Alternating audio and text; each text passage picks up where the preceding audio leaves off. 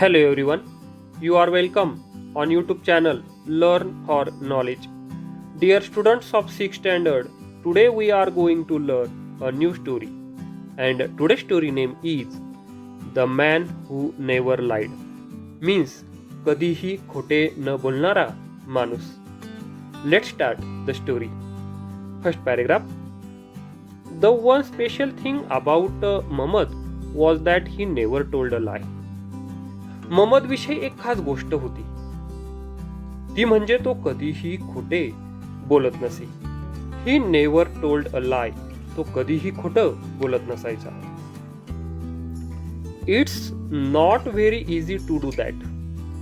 ते करणे फारसे सोपे नसते. But Mohammed was a wise man. परंतु मोहम्मद एक सुज्ञ माणूस होता. He was a wise man means तो एक सुज्ञ गृहस्थ होता, सुज्ञ माणूस होता. He kept his eyes open to what was going on around him and chose his words carefully. आपल्या आजूबाजूला काय घडत आहे याकडे तो अगदी डोळे उघडे ठेवून पाहत असे आणि आपले शब्द तो काळजीपूर्वक निवडत असे. ही चूज म्हणजे निवडणे. Choose his words carefully. आपले शब्द तो अगदी काळजीपूर्वक निवडायचा.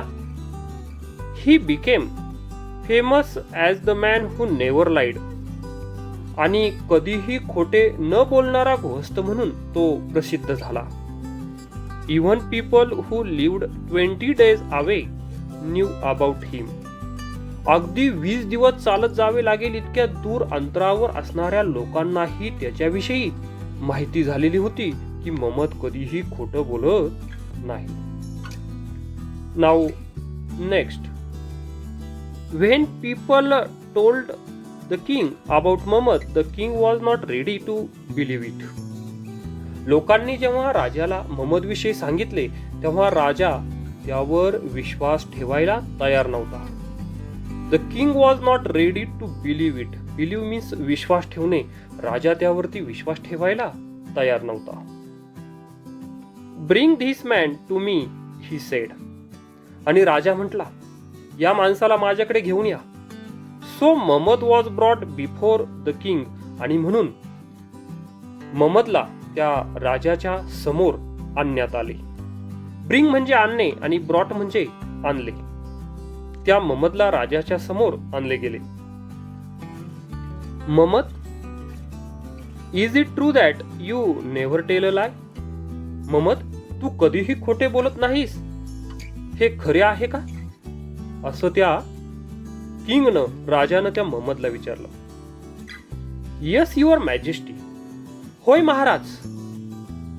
And you will not tell a lie in future. आणि तू भविष्यात तू कधीही खोटे बोलणार नाहीस. अशा प्रकारचा प्रश्न या किंगनं, या राजानं त्या मोहम्मदला त्या ठिकाणी विचारला. Never your majesty. कधीच नाही महाराज. जेव्हा राजाने प्रश्न विचारला आणि तू भविष्यात कधीही खोटे बोलणार नाहीस त्यावेळेला उत्तर त्या मोहम्मदने दिलं, नेव्हर युअर मॅजेस्टी. कधीच नाही Maharaj.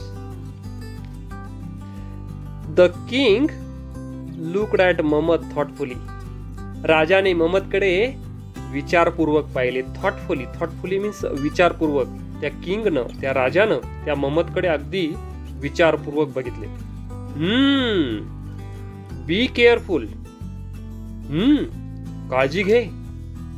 Sometimes we don't even know how the lie gets on our टंग.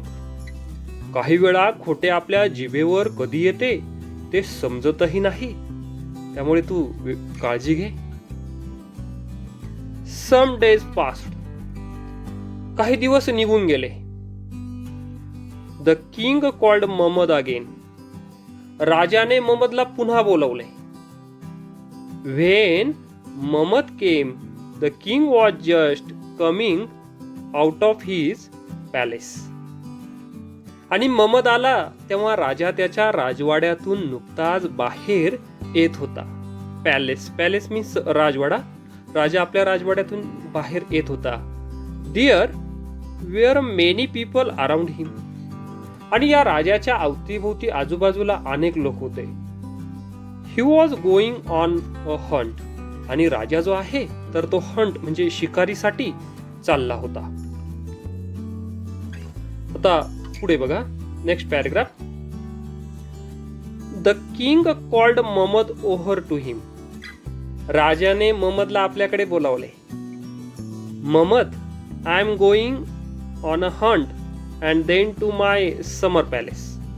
ममद, मी शिकारीला जात आहे आणि नंतर मी माझ्या उन्हाळ्याच्या काळात वस्ती करीत असलेल्या राजवाड्यामध्ये जाणार आहे, जो काही समर पॅलेस आहे. उन्हाळ्यामध्ये ज्या ठिकाणी मी आराम करण्यासाठी जात असतो त्या ठिकाणच्या राजवाड्यात जाणार आहे, असं त्याने ममदला म्हटलं. The king spoke as he walked towards his horse. आपल्या घोड्याच्या दिशेने जात असताना राजा ममदला बोलला.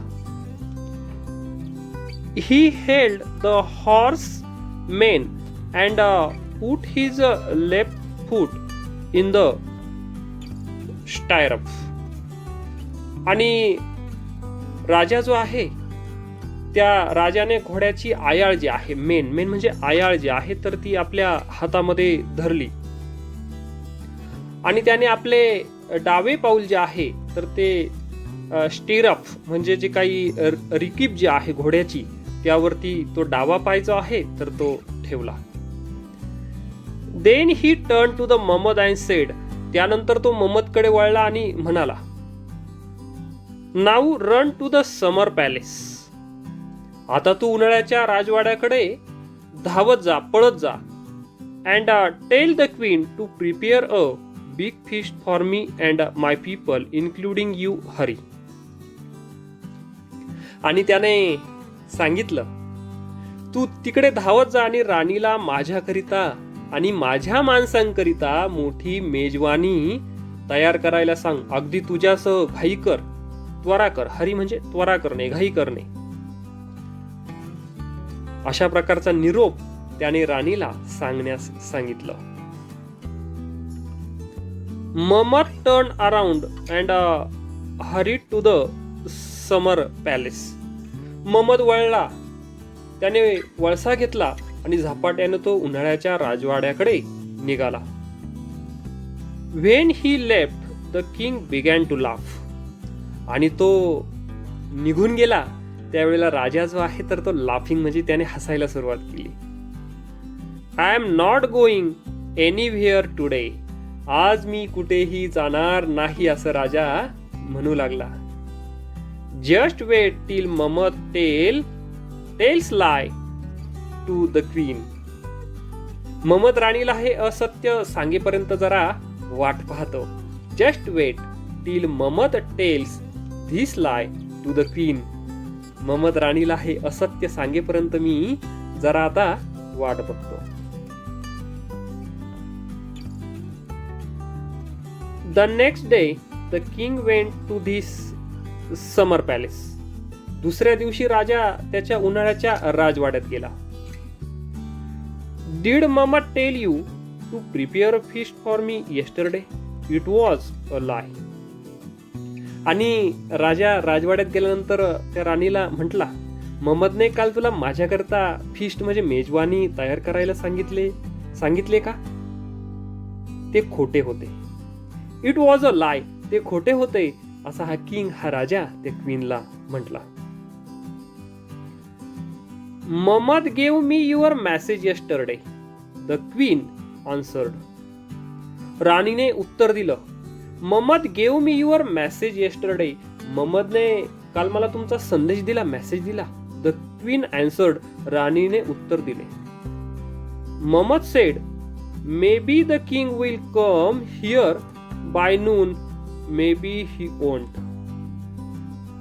ममद म्हणाला, राजा कदाचित येथे दुपारच्या सुमारास येईल, कदाचित येणारही नाही. असा मेसेज, असा संदेश जो आहे तर तो ममदने मला काल दिला. अशा प्रकारे क्वीन त्या किंगला म्हटली.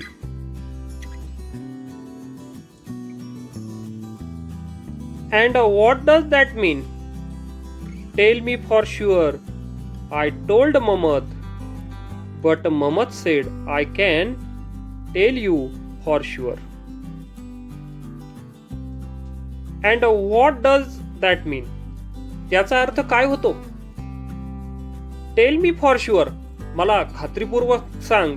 I told Mohammed. मी महम्मदला म्हटले. But Mohammed said. परंतु महम्मद म्हटला, I can't tell you for sure. परंतु महम्मद मला काय म्हटला? मी आपल्याला खात्रीपूर्वक सांगू शकत नाही. I don't know whether the king put his right foot in the stirrup or whether he put his left foot on the ground again after I left. राजाने आपले उजवे पाऊल रिकिबीवर ठेवले किंवा मी निघाल्यावर त्याने आपले पाऊल पुन्हा जमिनीवर ठेवले की काय हे मला माहीत नाही, असं उत्तर महम्मदने क्वीनला, राणीला दिलं. So I just waited for you yesterday but you didn't come. म्हणून काल आम्ही तुमची केवळ प्रतीक्षा केली. We waited. वेटेड म्हणजे प्रतीक्षा करणे, वाट बघणे. आम्ही आपली प्रतीक्षा करीत राहिलो परंतु तुम्ही आला नाहीत. When the king heard this, he was taken aback. आता त्या राजाने हे ऐकलं तेव्हा तो आश्चर्यचकित झाला. He agreed that Muhammad was really a wise man who only spoke what he saw with his own eyes, nothing more, nothing less. आता तो राजा आश्चर्यचकित झाला. त्याने कबूल केले. ही ॲग्रीड. त्याने कबूल केले की महम्मद हा खरोखर सुज्ञ, हुशार माणूस होता. त्याने त्याच्या स्वतःच्या डोळ्याने जे पाहिले तेच तो बोलला. जास्त नाही आणि कमीही नाही. नथिंग मोर, नथिंग लेस. जास्त नाही आणि कमीही नाही. ॲन आफ्रिकन फॉकटेल ही एक आफ्रिकेतील लोककथा आहे. आपणास जर हा व्हिडिओ आवडला असेल तर लाईक करा, कमेंट करा आणि चॅनल जर सबस्क्राईब केलेलं नसेल तर चॅनलला सबस्क्राईब करा. Thank you very much for watching this video.